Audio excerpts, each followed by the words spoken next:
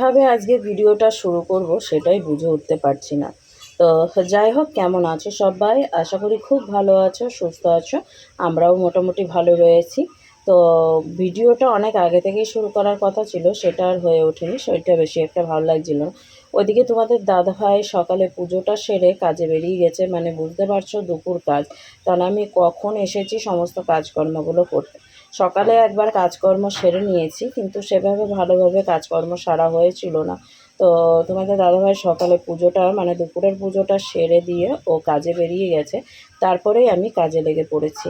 আর এই যে নিচে কাঁথাটা পেতে দিলাম, সে কাঁথাটা সেলাই হয়নি সেরকমভাবে, কিন্তু ওটা গায়ে দেওয়ার জন্য বাইর করা হয়েছিল। কিন্তু এখন তো গরম, এখন তো আর ওই কাঁথাটা গায়ে দেওয়া হয় না, তাই ভাবলাম নিচে পেতে রাখি। তো তার জন্য নিচে পেতে দিয়েছি। আর আজকে একটা চাদর পাচ্ছি, ওই চাদরটা একটু নোংরা হয়েছে। আর অনেক দিনই তো হলো চাদরটা, তো এক সপ্তাহ পর পর এক একটা চাদর চেঞ্জ করতে হয়, কিন্তু সেটা তো আর হয় না আমার। তো যাই হোক, চাদরটা চেঞ্জ করে নিলাম। আর এখন হচ্ছে এই যে গায়ে দেওয়ার জন্য সুন্দর একটা পাতলা চাদর রয়েছে। চাদর তো না, ওটা হচ্ছে মানে ওয়ার একটা, বুঝেছো? ওই কী বলে, লেপ কাঁথার একটা ওয়ার। তো ওই ওয়ারটা গায়ে দিই, বেশ ভালো হয়, পাতলা যেহেতু। আর এই যে ঠান্ডাটা হালকা লাগে, সেটা ওই চাদরেই ঠিকঠাক আছে। তো এদিকে বিছানাটা গুছিয়ে নিলাম, আর তার সাথে এই যে চেয়ারটা প্রচুর পরিমাণে হচ্ছে নোংরা হয়ে আছে, মানে সমস্ত জামা কাপড়ে একবারে গুড় হয়ে আছে। কোন জামা কাপড়টা ঠিক, কোন জামা কাপড়টা একটু নোংরা হয়েছে সেটাই বুঝে উঠতে পারছিলাম না। তার জন্য সমস্তটাই এই চৌকির উপর নামিয়ে নিলাম। আর এই যে যেই চাদরটা পেতেছি, সেই চাদরটা কিন্তু খুবই ছোট এই চৌকি হিসাবে। চৌকি তো ছোট হয়, আর আমার যেহেতু খাটের মাপের চৌকি রয়েছে, একটু ছোট করলে বেশ ভালোই হতো, তাহলে জায়গাটা একটু ভালো পাওয়া যেত। যখন চৌকিটা বানালামই, একটু ছোট বানানোর দরকার ছিল। যাই হোক, যেটা ভুল হয়ে গেছে সেটা এখন আর কি করা যাবে, সেটা তো আর চেঞ্জ করতে পারবো না। তো ঘরে একটু জায়গা কম লাগে, মানে জায়গা খুঁজে পাই না, খুব মুশকিল। ঘরটাকে তো কবে থেকেই ভাবছি একটু পরিষ্কার করব, সামনে তো পুজো চলে আসছে, তার আগেই দেখি চেষ্টা করব সুন্দরভাবে একটু নতুনভাবে একটু গুছানোর চেষ্টা করব। তো এইদিকে যেই জামাকাপড়গুলো ধোয়াধুয়ি করতে হবে সেগুলোকে একটু নিচে নামিয়ে রাখলাম, পরে আলনাতে রাখবো। ওই এক এক করে করে বার করব আর কাচবো, কারণ একদিনে অতগুলো সম্ভব নয় কাচাকাচি করা। আর যেহেতু জায়গা কম, তারপরে আবার মেঘলা ওয়েদার বাইরে, তো কেচে দিলেই তো শুধু হবে না, শোকানোরও ব্যাপার রয়েছে। তো তার জন্য ওই এখন যেই জামাকাপড়গুলো আলনাতে ভাঁজ করে রাখছি সেগুলো কাচতে হবে, তো ওর জন্যই। আর এমনি আমার যেই জামাকাপড় 1-2 দিন পরা হয়েছে সেগুলোও রেখে দিচ্ছি, একবারে কেচে কুচে রাখবো। আর যেটা হচ্ছে পরিনি, এমনি পরেছিলাম, মানে পরেই আবার খুলে রেখেছি, সেগুলোকেই হচ্ছে ভরে রাখবো, মানে ওই ওয়ার্ড্রপের মধ্যে। তো সেটাই। আর তোমাদের দাদাভাইয়ের ওই যে পুজো দেওয়ার যেই ধুতিটা রয়েছে, সেটা এক সাইড করে রাখলাম। ওটাও পুজো দেয় পরে, তো গতদিন ও খুঁজে পাচ্ছিল না, বলছিল, মানে আজকেই পাচ্ছিল না, যে ভিডিওটা দেখছো তোমরা সে ভিডিওটাতে ও খুঁজে পাচ্ছিল না। তারপরে হচ্ছে পুজোর একটা গামছা রয়েছে, গামছা বলতে ওড়না টাইপের মতো, ওটা পরে পুজোটা সেরেছিল। ওরও জামাকাপড়গুলো রয়েছে, সেগুলোকেও কাচাকুচি করতে হবে, তো সেগুলোকে আমি আলনাতেই রেখে দিচ্ছি। এক এক করে করে অল্প অল্প করে বার করব আর কাচবো। তো সেরকমভাবে কাজ করছি। আর কাজ করতে করতে অনেকটাই বেলা হয়েছে, প্রায় সন্ধ্যা লেগেই আসছিল। ওই যে বললাম, শরীরটা বেশি একটা ভালো লাগছিল না, অনেকটা শুয়েছিলাম, তারপরে কাজে লেগে পড়েছি। আর বৈকালের দিকে তো ঘরটা একবার ঝাড়ু দিতে হবে, তার জন্য ভাবলাম সমস্ত কিছু গুছিয়ে গাছিয়ে তারপরে একটু ভালোভাবে ঝাড়ুটা দিয়ে নিই। এখন দেখো চেয়ারটা কতটা ফাঁকা হয়ে রয়েছে, বেশ ভালোই লাগছে। চেয়ারের উপর শুধু ওই চাদরটা রেখেছি, বাইরে জায়গা নেই রাখার। তো বাইরে একটা হচ্ছে টানানো ছিল, সেটাও ছিঁড়ে গিয়েছে। তো সেটাকেও ঠিক করতে হবে। তো আজকেই সমস্ত কাজগুলো করবো। আর ঘর থেকে দেখো কত কাগজপত্র বেরিয়েছে, এদিক ওদিক কাগজপত্রগুলো ঢুকেছিল, তো সেগুলোকে বার করলাম। এখন ওইগুলোকে এক জায়গায় ডাস্টবিনের মধ্যে রেখে দেবো, দিয়ে তারপরে বারান্দাটা একটু ঝাড় দিয়ে নিই। তো চলো ভিডিওটা দেখতে থাকো, আশা করি ভালো লাগবে আজকের ভিডিও। আর কতগুলো বাসনপত্র নামালাম বলো তো, সেগুলোকে মাজা ঘষা করবো। আর এই যে একটা কারেন্ট, কী আর বলবো, এই পাশের লাইটটা এতটাই ডিস্টার্ব করে, তা বলার মতো না। ওই বারবার যাচ্ছে আর আসছে, যাচ্ছে আর আসছে, এরকম লাইভের সময়ও ওরকম করেছে। তো ওই লাইটটা বন্ধ করলে আমার সমস্ত লাইট বন্ধ হয়ে যাবে, একটার সাথে একটা অ্যাটাচ করা রয়েছে। তবু অনেক চেষ্টা করলাম ঠিকঠাক করার, কিন্তু ঠিকঠাক করতে পারিনি, ওই বারবার লুজ মারছে, একবার এদিক একবার ওদিক। তো বাইরে কাকিমারা সবাই বসে রয়েছে, আমি আর দরজাটা খুললাম না। এদিকে হচ্ছে পাইপে জল আসছিলো না, তাই একটু কলটা চিপে পাইপের জল নিয়ে নিলাম। এখন হচ্ছে ওইদিকে জল মানে ভরতে থাকুক, ততক্ষণ আমার এই বাসনগুলো মাজা হয়ে যাবে। তারপরে আজকে ভাবছি যে গোপালকে তুলে রেখে গেছে, তাই মাথাটা ঘষে নেব।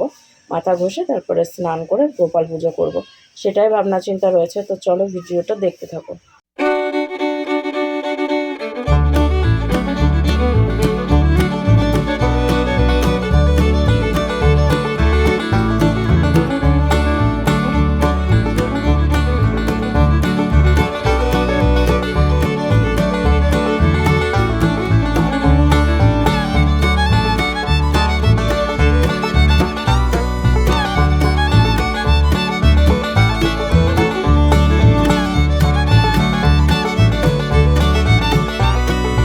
তো স্নান হয়ে গিয়েছে, তার সাথে আমার পুজো দেওয়া হয়ে গিয়েছে। এখন হচ্ছে প্রসাদটা তুলবো, তারপরেই হচ্ছে গোপাল সোনাকে শুইয়ে দেবো। যাই হোক, এই যে চারিপাশটা কেমন লাগছে অবশ্যই বলো। এই চাদরটা পাতলে যতই ছোট হোক আর যাই হোক, দেখতে কিন্তু অসাধারণ লাগে। আর এইদিকে যে বাসনপত্র গ্যাস ট্যাস মুছে নিয়েছি। তো চলো আবার সামনাসামনি এসে কথা হচ্ছে। তো এই যে ফ্যানটা চালিয়ে বসলাম, আর আমাদের ঘরে কে এসেছে দেখতে পাচ্ছ, সেটা হচ্ছে কে, গুড্ডি রানী। তাও আবার দেখো দুটো শিং লাগানো,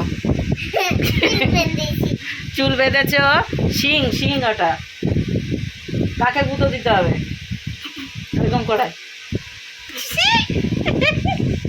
তো এসেছে আমার কাছে। আর কি এখন হচ্ছে গোপালকে পুজো দিলাম, তারই প্রসাদ রয়েছে এই যে এইখানটাতে, এই দেখো। তো এগুলো খাবো এখন দুজনা মিলে, তাই তো? কি খাও না? এইটা আলাদা বিস্কুট, এই দেখো গুড্ডে বিস্কুট। তুমি কিছুই খাও না? ওই দেখো ওগুলো খাই। এই দুটো কি করবি? আচ্ছা, তো আমরা এখন একটুখানি বসে বসে টুকটাক খাবার খাবো, দিয়ে তারপরে হচ্ছে বাকি কি করব জানি না। তো চলো এখন দুজনে মিলে একটুখানি টুকটাক খাই। আচ্ছা, কাকি এখানে নাখো খাই, ঠিক আছে? এদিকে বন্ধুরা অনেকক্ষণ পর এলাম তোমাদের সামনে। এখন কিন্তু রাত 10টা ওই 5-এর মতো বেজে গিয়েছে। তো এইদিকে আমি একটু খাবার গরম করলাম। রান্না করেছিলাম দুপুরবেলা চিকেন, আর আমার আজকে শরীরটা প্রচণ্ড খারাপ ছিল দুপুর পর্যন্ত। তারপরেই আমি বাদবাকি কাজকর্মগুলো সেরেছিলাম। তোমাদের দাদাভাই সকালে পুজোটা দিয়ে গিয়েছিল, কাজে বেরিয়েছিল, আজকে দুপুর ডিউটি। তোর আজকে নাইট ডিউটি, আজকে আসবে না, আগামী দিন সকালবেলা আসবে। তো আমি আবার স্নান করে গোপাল সোনাকে খাইয়ে দাইয়ে ঘুম পাড়িয়ে দিয়েছি। এখন খাবারটা গরম করলাম। এবার তোমাদের দাদাভাইয়ের জন্য আমি রান্না করেছিলাম, কিন্তু ও নিয়ে যেতে ভুলে গেছে, এক হিসাবে বলে। খাওয়া দাওয়া দুপুরের কোনো মতে সেরে দিই, তারপরে ওকে খাবার দিতেই আমি ভুলে গিয়েছি, তাহলে নাইটের কিনে খেতে হতো না, খাবারটা দিলে পরে খেতে পারতো। তো যাই হোক, এই খাবারটা এখন আমি নষ্ট করব, তাই ভাবলাম একটু পাশের বাড়িতে কাকিমাকে দিয়ে আসি। তো কাকিমাকে যদি দিয়ে আসি, মানে কাকাবাবুদের বাড়ি যদি দিয়ে আসি, আর একটুখানি আমার জন্য রাখবো। আমারও সেরকম খিদে একটা নেই, কিন্তু খেতে তো হবেই, কারণ রাত্রের একটা হচ্ছে ওষুধ রয়েছে, সেই ওষুধটাই খাবো। তো চলো এখন হচ্ছে কাকিমাদের জন্য একটুখানি তরকারিটা বেড়ে তারপরে দিয়ে আসি, তারপরে আমি নিজে খাবো, ঠিক আছে? এই দেখো তরকারি।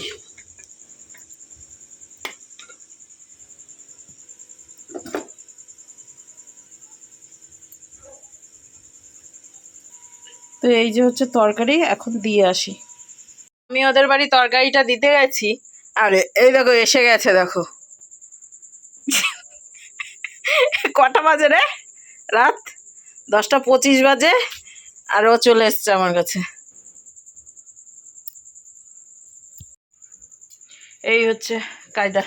তো এখন হচ্ছে আমি খাবো, ঠিক আছে? খাওয়া দাওয়া করবো। ওদের বাড়িতেও হচ্ছে সবাই খাওয়া দাওয়া করছে। ওর দিদা, এই ঠাকুমা, দিদা বলছি, ঠাকুমা, দাদু, বাবা, তারপর হচ্ছে কতক্ষণ পর ঘুরলো ওর মা, সবাই মিলে খাওয়া দাওয়া করবে। ও বলছে কাকির বাড়ি যাব। তো এসেছে, এখন আমি একটু খাওয়া দাওয়া সারি। তো খাওয়া দাওয়া বলতে ওই যে মুড়ি খাবো, মুড়ি আর ওই তরকারি দিয়ে খেয়ে নেবো, সেটাই। তুমি শুকনো মুড়ি খাবা? মুড়ি